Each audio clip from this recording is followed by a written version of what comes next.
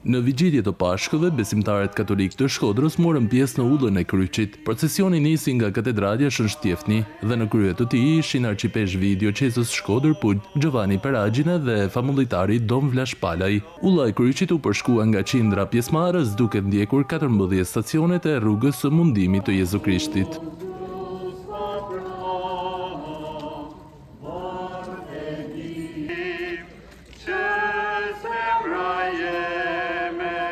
Varrezat e Ermajit ishin ndalesa e fundit dhe nga aty im Zot Paragjine ju drejtua të pranishmëve me fjalën e tij. Sonte në këtë udhës së kryqit kemi shkelur, mund të themi, rrugët që shumë martirët të kanë bërë për të arritur në këtë vend, kur kanë qenë pushkatuar, kur kanë fliuar jetën e tyre pikrisht për shkak të Krishtit, për besimin e tyre.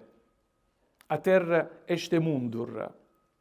Ata nuk kanë qenë spektator, por në të vërtetë nxanasit të Jezusit deri në fund. Ulla e kryqit është procesioni që i paraprin festës së Pashkëve, të cilat këtë vit kremtohen të dielën e 20 prillit.